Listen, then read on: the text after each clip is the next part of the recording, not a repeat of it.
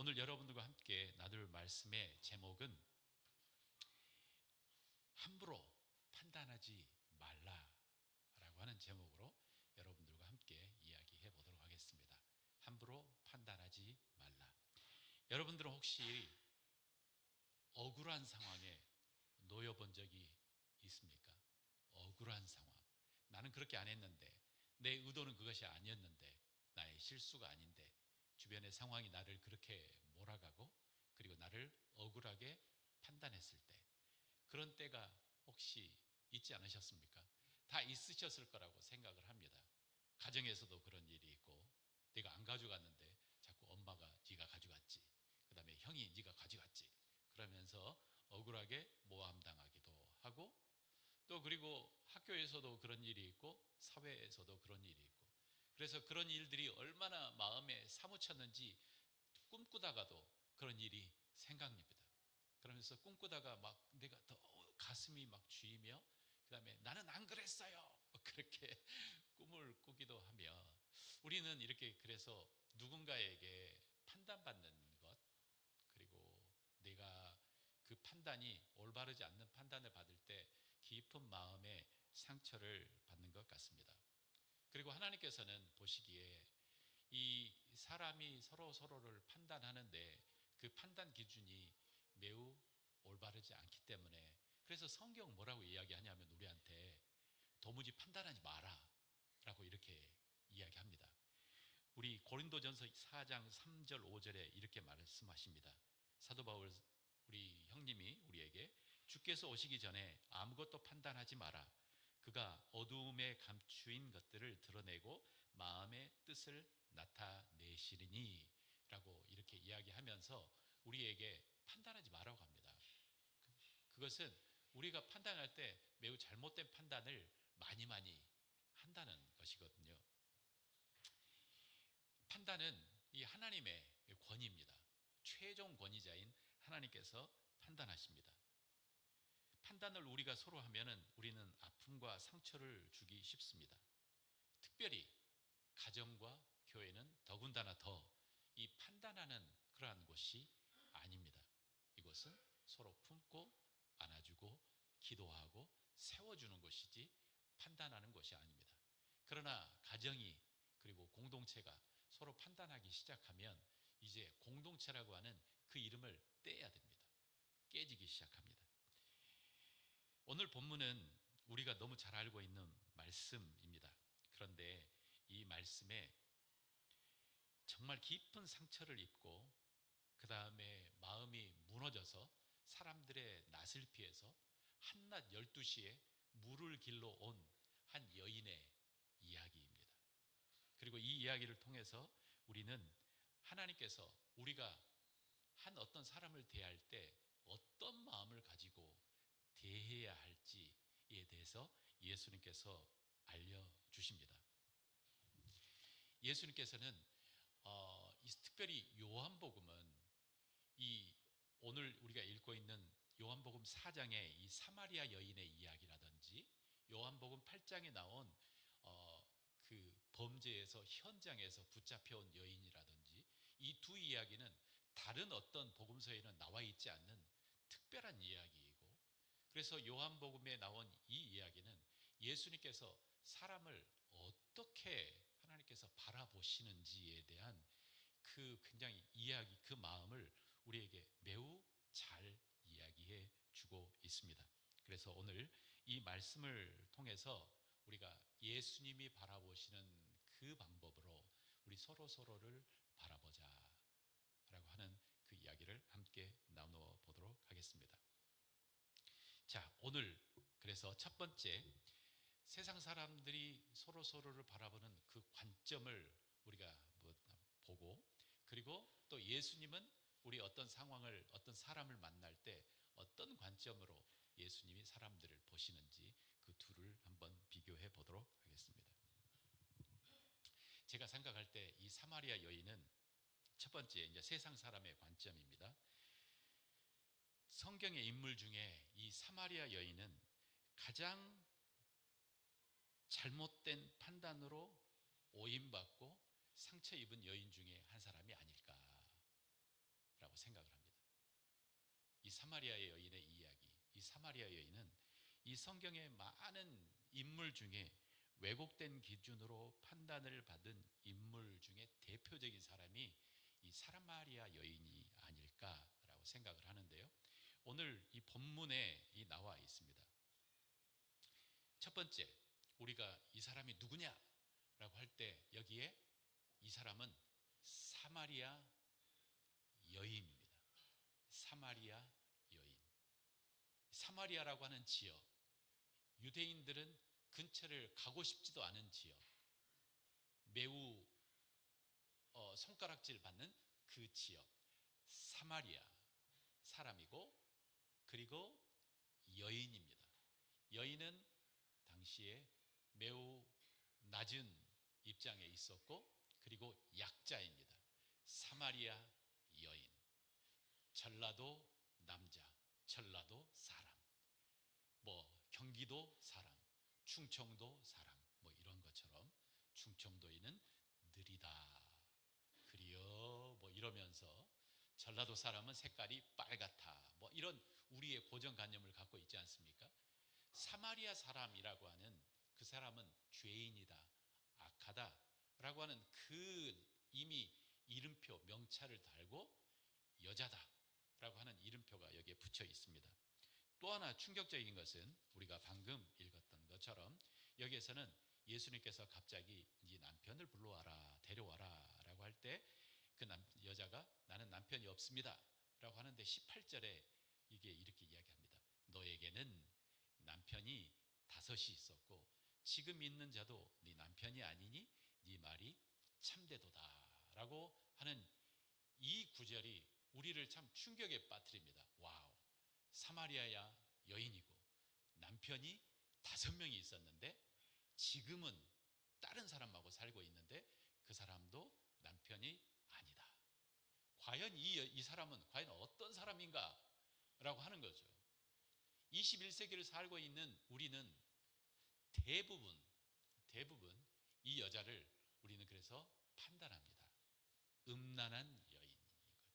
음란한 여인. 남편을 여러 명 두었어도 그 양에 차지 않아서 다른 남편으로, 남자로 이렇게 건너 갔고, 그래서 결혼을 5번이나 했고 지금 다른 남자와 살고 있는 6번째 남자와 살고 있는 음란한 여인이라고 우리는 판단하기 쉽습니다. 그러면서 흔히 우리가 이야기하기를 세상의 것으로 만족되지 않기 때문에 주님을 만나세요 라고 이렇게 이야기합니다. 그런데 우리가 이스라엘 이야기를, 그때 사회의 문화를 조금만 안다면 우리가 이렇게 판단할 수가 없습니다. 그러니까 21세기에 지금 현대의 안경과 눈으로 우리는 이미 이 성경 속에 이 사마리아 여인을 판단하고 있었던 거죠. 당시에 여인들은 이혼할 권한이 없었습니다. 당시의 여인들은 이혼할 권한이 없었습니다. 이혼의 권한은 누구에게 있었냐면 남자들에게 있었습니다. 그래서 남자가 봤을 때 이혼 증서를 주고 이 사람을 쫓아낼 수는 있었지만 여자들에게는 이혼할 권한이 없었습니다. 21세기를 사는 지금과는 전혀 다른 상황입니다. 그러면 어떤 사람이 남편과 헤어져서 다시 결혼할 수 있느냐? 네, 그럴 수 있습니다. 언제냐면 남편이 죽었을 때, 그리고 이혼을 당했을 때, 그때 남편과 헤어졌고 다른 남자를 만날 수 있는 권한이 주어집니다. 우리가 이러한 이야기를 우리가 어디에서 읽어보면, 창세기를 읽어보면 우리 그 야곱의 자손 중에 유다가 있고 유다에게 아이들들이 있었는데 다말이라고 하는 며느리가 들어옵니다. 그리고 그 다말이라고 하는 며느리가 첫 번째 아들인 아들과 결혼을 했다가 그 아들이 죽으니까 그 밑에 있는 동생에게 가는 것처럼 이때 당시의 여인들은 자신에게 이혼할 권한이 없었습니다. 이러한 이 여인의 이야기를 우리는 지금의 눈으로 우리가 들여다보면서 이 여자는 행실이 좋지 않는 여인이다, 이렇게 쉽게 판단을 했다는 거죠. 그러나 이 여자가 한 번도 아니고 5번이나 이혼을 당하고 아니면 남편과 사별을 하고 지금과 누군가 살고 있는 이 이야기는 성경을 보면서도 주석 성경에도 뭐라고 써있냐면 평범한 스토리는 아니다 라고 이렇게 적혀 있더라고요. 평범한 스토리는 아니다. 자, 그러면 21세기의 눈으로 우리는 그 여인을 뭐라고 판단을 했냐면 음란한 여인이라고 판단을 했는데, 그러면 당시의 사람들은 이 여인을 어떻게 판단했을까? 당시의 사람들은 어떻게 판단했을까요? 자, 다시 유다의 이야기를 들어가 보면 유다가 자신의 첫 번째 아들을 이 다말에게 이제 결혼을 시켰어요. 그런데 첫 번째 아들을 보면서 하나님께서 악함으로 죽였다고 그랬어요. 그리고 두 번째 아들인 오난을 줬어요. 근데 오난과 결혼했는데 오난도 하나님 앞에 범죄함으로 오난이 죽었어요. 그러니까 이 다말과 결혼하면 첫 번째 아들도 죽고 두 번째 아들도 죽고, 그래서 세 번째 아들을 주기를 유다가 두려워했습니다. 그래서 친정으로 보냈습니다. 그러면서 유다의 생각 속에 이러한 생각이 있지 않았을까? 이 여자는 남자를 잡아먹는 여인이다 라고 하는 생각이 유다에게 있었을 거라고 생각합니다. 그런 이야기가 뭐 성경에 적혀 있지는 않지만, 마찬가지로 이 사마리아 여인은 결혼을 한 번 하고 두 번 했는데 그 결혼의 그 과정 동안 어떤 때는 정혼 기간에 그 남편이 어떻게 됐을 수도 있고, 그러면서 5번을 한 거예요. 그러면서 사람들의 관점 속에 그때 당시에 굉장히 그 우상과 또 그 다음에 굉장히 영적인 것에 민감했던 사람들에게 그 여자는 어떻게 비추어졌을까? 이 여자는 남자를 잡아먹는 여자라고 비춰주지 않았을까라고 생각합니다. 남자를 잡아먹는 여자, 악한 여자, 영적으로 아주 무서운 여자. 그래서 이 여자는 당시의 사람들 사이에서도 편견으로 잘못된 판단에 노출되어 있었던 사람이 이 사마리아 여인이었던 거죠. 당시에는 여자가 생존할 수 있는 방법은 혼자 장사를 하거나 뭔가 비즈니스를 하면서 살 수 있는 사회가 아니었습니다. 당시의 여자들은 철저하게 누구 아래에 있었냐면 남자의 울타리 아래에 있었습니다. 그래서 여자의 이름은 보통은 여기도 사마리아 여인이라고 이야기하고 그 사람의 이름은 등장하지 않지 않습니까?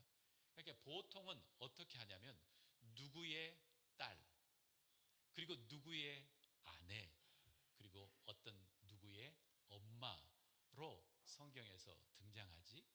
그래서 그만큼 그때 당시 사람들은, 여자들은 남자의 울타리에 있어야만 비로소 생존이 가능한 상황이었어요. 생존이 가능한 상황이었어요. 우리가 롯의 이야기를 들어봐도 여자가 혼자 있으면 이것은 생존 불가능해요. 그 이유는 뭐냐면 먼저 땅이 없어요. 유산은 남자에서 남자로 옮겨가요. 그리고 그 유산은 바로 땅이에요. 근데 땅이 없는 거예요. 여자 혼자 유산을 받지 못하는 거죠. 그리고 자기가 비즈니스를 할 수가 없어요. 물건을 사고 팔 수가 없어요. 그래서 여자가 할 수 있었던 것들은 뭐냐면 추수기에 벼 이삭 떨어진 것들을 모으거나 아니면 더 상황이 안 좋으면 이제 몸을 팔거나 했던 상황이 당시 여자의 아픈 상황이었던 거죠. 자, 이러한 상황에서 여자가 취했던 그 행동은 무엇이었냐? 그것은 생존을 위해서 남편을 찾았던 거예요. 첫 번째 남편과 결혼을 했는데 첫 번째 남편이 잘못되었어요. 그렇지만 두 번째, 세 번째, 자기도 그렇게 생각을 했을 거예요. 왜 이렇게 나는 치질이도 복이 없을까? 왜 이렇게 하나님은 나의 삶을 괴롭게 할까? 그렇지만 거기에 좌절하지 않고 이 여자는 5번이나 결혼했고, 그리고 지금 살고 있는 사람은 같이 그 울타리에 있지만 어떤 법적인 보호를 해줄 수 없는 어떤 사람과 지금 살고 있는 것 같아요. 이러한 상황에서 우리가 이 여자를 생각해 볼 수 있습니다. 그러니까 이 여자는 철저하게 사람들의 잘못된 이 안경에 판단받고 정죄받던 사람이고, 그래서 우리 오늘 본문을 보면 이 사람은 다른 사람들이 다 잠자고 쉬는 때, 그러니까 이스라엘이라고 하는 그곳은 낮이 엄청나게 좁습니다.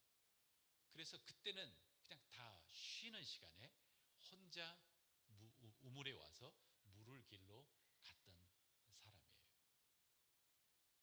우리는 이렇게 우리의 이 여자뿐만 아니라 우리가 사는 사회는 서로 판단을 하기 쉽습니다. 그리고 그 판단에 이 피해자들은 주로 연약한 사람들, 소수들, 이 사람들을 우리는 판단하기 아주 쉽습니다. 예를 들어서 여자들, 지금도, 아니면 어떤 소수자들, 외국인들, 이러한 연약한 사람들을 우리는 우리의 안경으로 들여다보고 그 사람들을 판단하며 그 사람들에게 손가락질하는 게 인간의 습성인 것 같아요. 인간의 악한 습성이에요. 또한 우리는 직접적으로 간접적으로 내가 그 습성에 함께 있어서 다른 사람들을 판단하기도 하고, 또는 내가 그 판단의 피해자가 될 수도 있습니다. 우리는 모두 가해자이면서도 피해자입니다. 그래서 한번 하나님께서 이야기합니다. 함부로 판단하지 말라. 너의 자녀일지라도 함부로 판단하지 말라. 너의 배우자일지라도 함부로 판단하지 말라.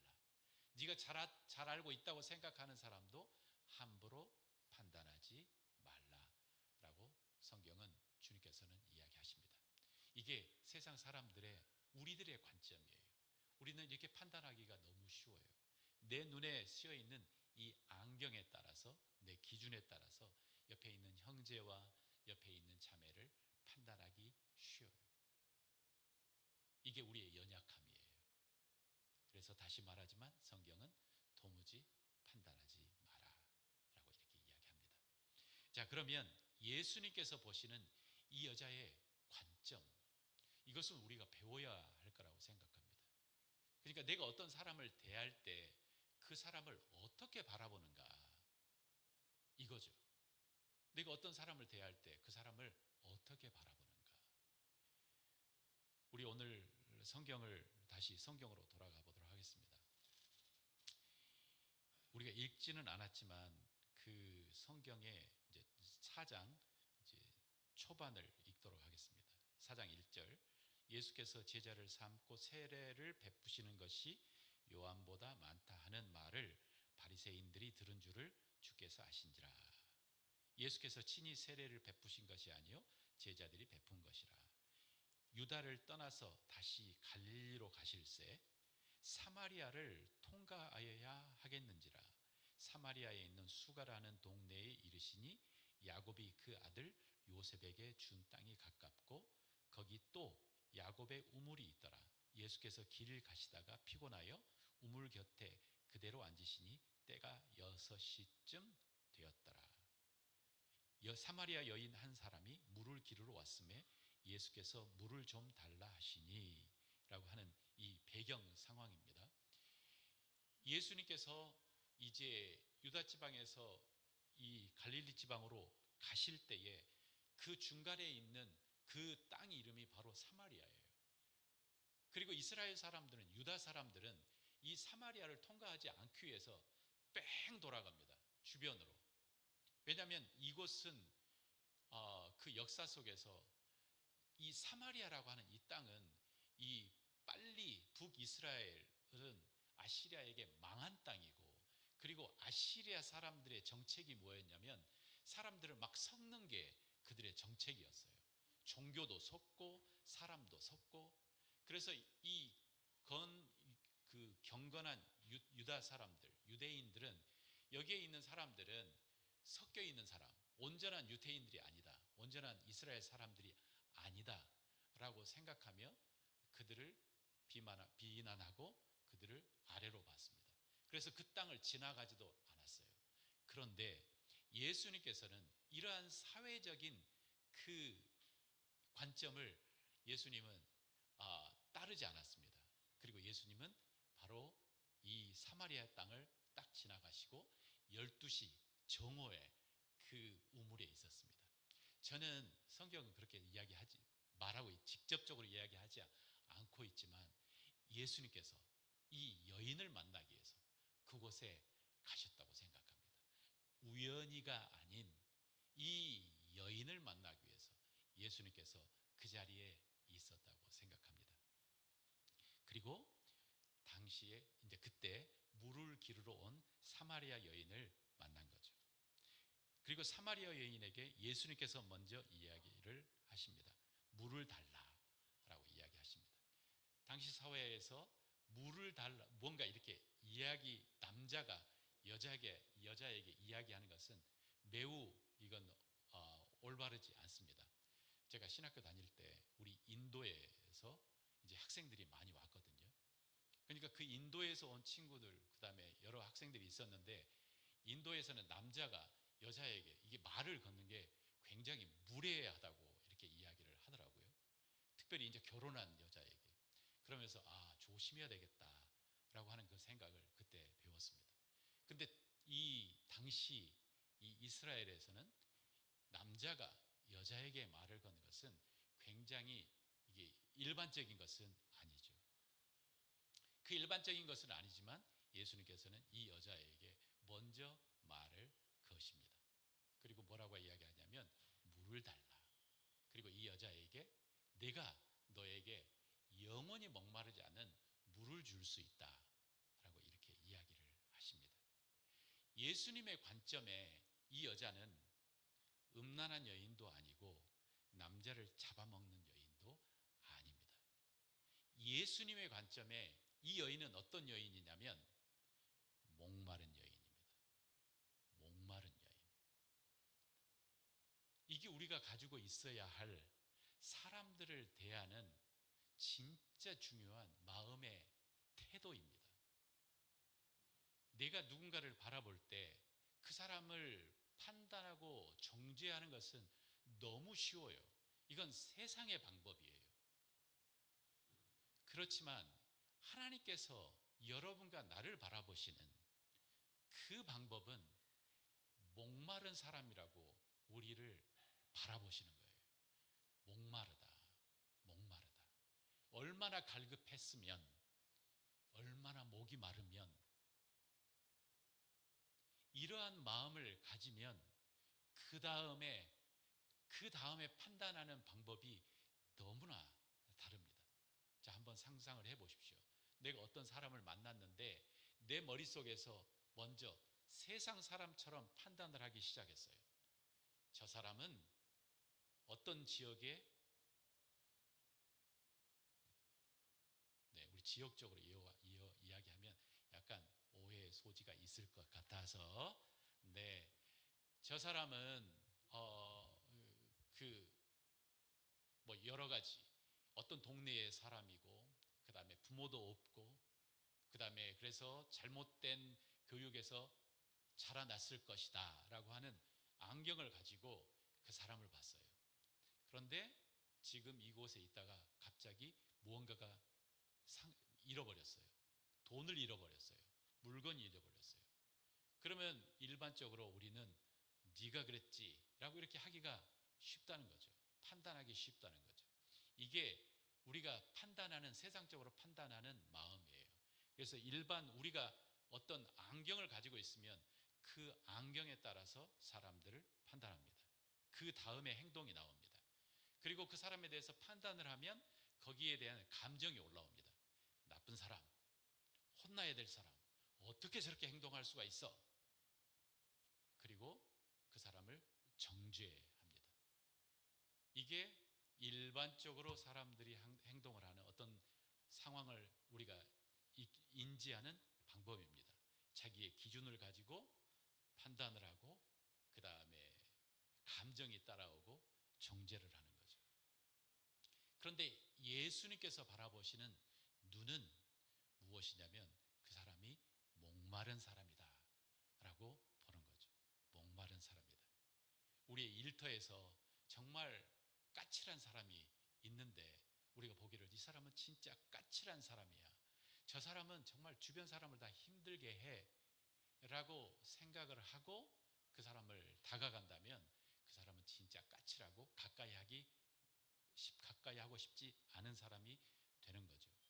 그렇지만 하나님께서 내게 은혜를 주셔서 이 사람이 목마르구나 라고 생각하면 전혀 상황이 달라집니다. 전혀 상황이 달라집니다.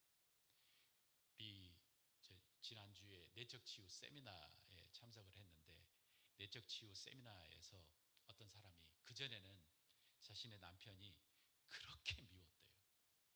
그렇게 미웠대요.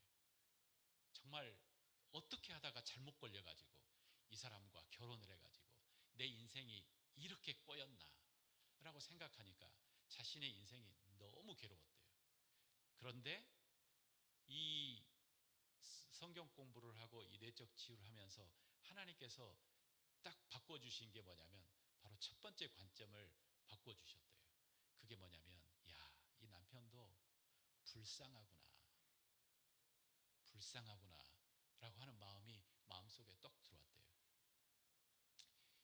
이 사람이 내 옆에 있는 사람이 불쌍하다고 보이는 것은 저는 이 변화와 치유의 깃발이라고 생각합니다. 내 옆에 있는 사람이 불쌍하다고 보여지는 순간 그를 향한 마음의 태도가 완전히 달라지고요. 행동이 완전히 달라져요. 그렇지 않습니까? 옆에 있는 사람이 진짜 당신은 왜 이렇게 행동하지? 왜 이렇게 소리만 지르지? 그 다음에 왜 정말 이상한 행동을 하지?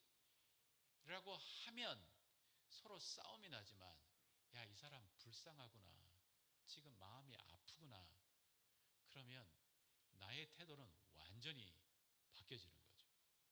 예수님께서 바라보신 이 사마리아 여인을 예수님께서는 음란한 사람이구나 라고 생각을 했다면 아마 이렇게 이야기했어요. 이렇게 이야기하셨을 거예요.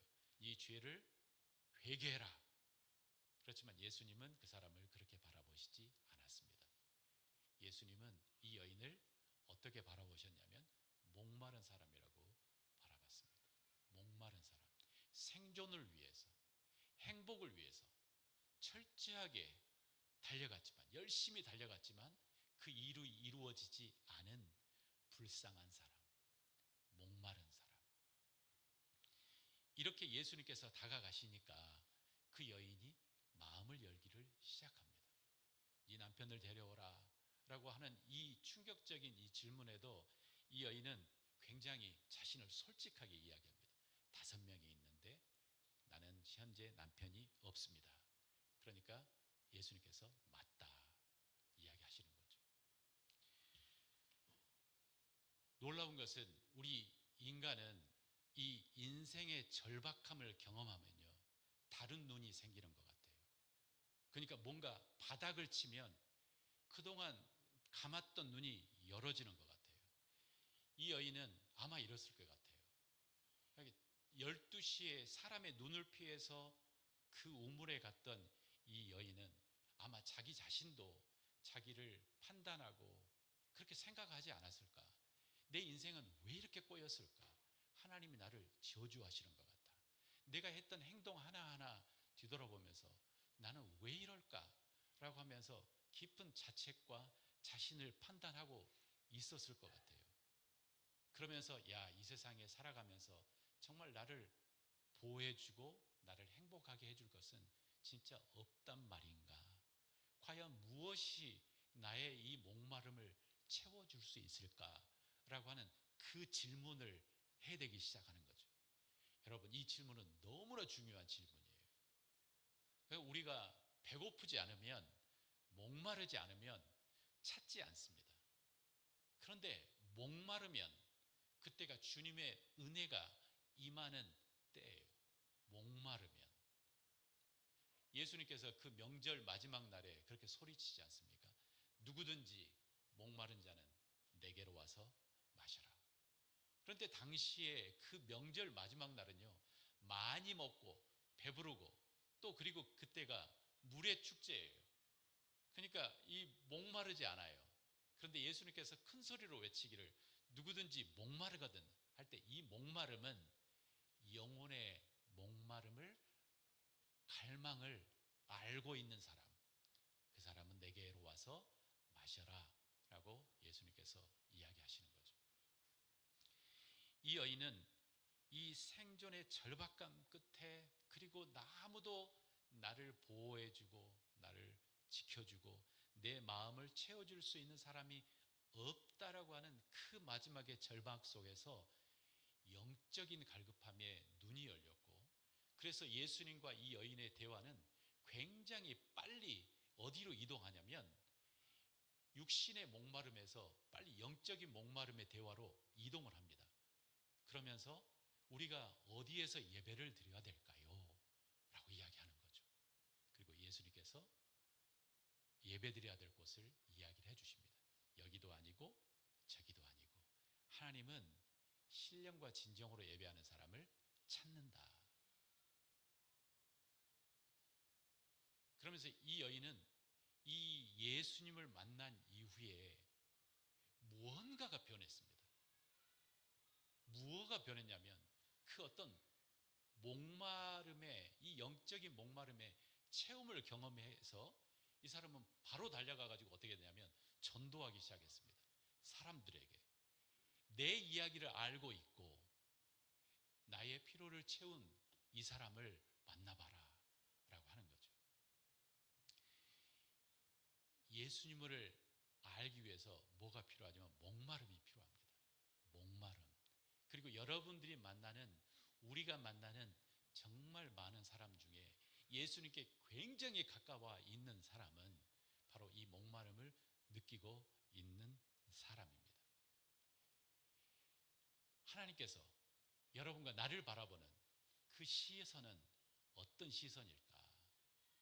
하나님께서 여러분과 나를 바라보는 그 시선은 어떤 시선일까? 그 시선은 나를 정죄하거나 판단하는 눈이 아니에요. 여러분과 나를 정죄하거나 판단하는 눈이 아니에요. 하나님께서 우리를 바라보는 시선은 우리가 목마르다고, 갈급해 있다고, 하나님의 도움이 필요하다고 바라보는 불쌍한 마음으로 우리를 바라보십니다. 이번 세미나에 저는 우리 그 세미나의 둘째 날에 어떤 시간이 있냐면 조용히 침묵을 하고 묵상을 하면서 나의 아주 어릴 때부터 나의 삶을 돌아보는 그런 시간이 있어요. 이 시간이 불이 쫙 꺼지고 그 다음에 음악이, 조용한 음악이 흐르며 이제 앞에 있는 그 인도자가 조용한 멘트를 합니다. 그리고 이때는 딱 뭐 하기 좋냐면 잠자기 좋은 시간이에요. 그래서 저는 그동안 세미나 동안 이 시간에는 대부분 잤어요. 대부분 잤어요. 솔직하게. 뭔가, 근데 어떤 사람은 뭐 주님께서 뭔가 보여주셨다, 들려주셨다 막 이렇게 하는데 저는 이 시간이 굉장히 피곤하고 졸리더라고요. 또 그리고 내가 그곳에 참석자가 아니고 늘 인도하는, 이게 하는 사람이라 그랬는데 이번에는 내가 진짜 한번 좀 침묵을 해보자라고 생각하고 그 시간에 조용히 이제 하나님을 생각하면서 기도를 하기 시작했습니다. 기도를 하면서 하나님께서, 그 인도자가 어머니의 뱃속에 있을 때 당신의 마음은 어땠습니까? 아빠 엄마의 얼굴은 어땠습니까? 한번 상상을 해보세요. 생각을 해보세요. 라고 이렇게 이야기하는데 늘 내게 있었지만 한 번도 내가 딱 집어서 내가 붙잡지 못했던 그 감정이 제 마음속에 올라왔어요. 그게 뭐냐면 어둡고 뭔가 못마땅하고 하는 그 느낌이에요. 늘 알고 있었어요. 그런데 그냥 지나쳤던 느낌이에요. 어머니의 마음과 아버지의 마음. 그리고 이것은 저한테 너무 익숙해요. 저희 아버지는 한 번도 저한테 너 진짜 잘했다 이렇게 해주시는 분은 아니에요. 제가 얼마 전에 옛날에 청주 주님의교회에서 설교를 하고 있는데 딱 내려오는 때에 아버님께서 너 요즘 책을 안 읽었구나 라고 이렇게 하실 정도로 굉장히 이렇게 늘 뭔가 너 부족해 라고 하는 그 느낌을 강하게 주시는 그분인데 그때도 그 느낌이 나한테 주어졌어요. 그러니까 만족하지 못한. 그러나 그때는 막 태어난 나를 향해서 만족하지 못한다는 그 느낌은 아닌 것 같고, 아버지가 자신에 대한 만족함이 없는 것 같아요. 그게 나한테 느껴졌던 것 같아요. 그리고 그 다음에 이제 무엇에 대해서 기도하라고 했냐면, 성부, 성자, 성령 하나님께서 당신을 안고 밝은 얼굴로 쳐다보고 있는 것을 상상을 해보세요. 근데 이게 너무 어렵더라고요. 저는 그게 안 됐어요. 나를 바라보는 그 눈은 늘 약간 만족하지 못하며, 사랑하겠는데 앞으로 더 잘해, 알았어, 약간 이런 거예요. 그래, 내가 너 사랑하지만 그러나 지금 너 너무 부족해, 더 잘해 라고 하는 이 마음이 제 마음속 바탕에 늘 깔려 있었어요. 저도 뭐냐면, 나를 내가 철저하게 판단하고 있었어요. 나의 그 존재 자체를 그냥 내가 수용하지 못하고, 사랑하지 못하고, 인정하지 못하고, 어떤 기준으로 나를 계속 판단하고 있었던 거죠. 근데 그때 제 느낌은, 하나님은 나를 이렇게 보시지 않을 수도 있겠구나. 하나님은 나를 이렇게 보시지 않을 수도 있겠구나. 세상 사람들은 다 그 사람을 잘못됐다, 죄인이다, 부족하다 라고 이야기할 수도 있고, 더럽다, 추악하다 라고 이야기할 수도 있지만, 하나님은 정말 다른 눈으로 우리를 쳐다보신다고 하는 이 마음이 제 마음속에 좀 더 가까이 다가왔습니다. 이번에 세미나 동안 제가 여기저기서 이제 후에 피드백을 많이 듣습니다. 리더들이 어떻게 했는지. 그런데 많은 리더들이 이야기하더라고요. 유독 이번 세미나에는 자기 자신을 용서한 사람들이 엄청나게 많았다고. 그러니까 그런 거죠. 우리가 현대를 살아가면서 정말 그 물결에 따라가지 못하고 뒤처져 있는 내 자신이 굉장히 미워 보이기도 하고, 만족스럽지 못하고, 그래서 이 자존감이 굉장히 무너진 사람들이 많았던 것 같아요. 그래서 자신이 너무 미운 거예요. 자신이 너무 미운 거예요. 그리고 이게 마치 하나님이 나를 바라보시는 눈처럼 생각한 거예요. 하나님은 우리를 그런 눈으로 바라보시지 않는다. 하나님은 나를 불쌍한 눈으로 바라보시고 사랑하는 눈으로 바라보신다. 여러분, 그 눈을 경험해 보신 적이 있습니까?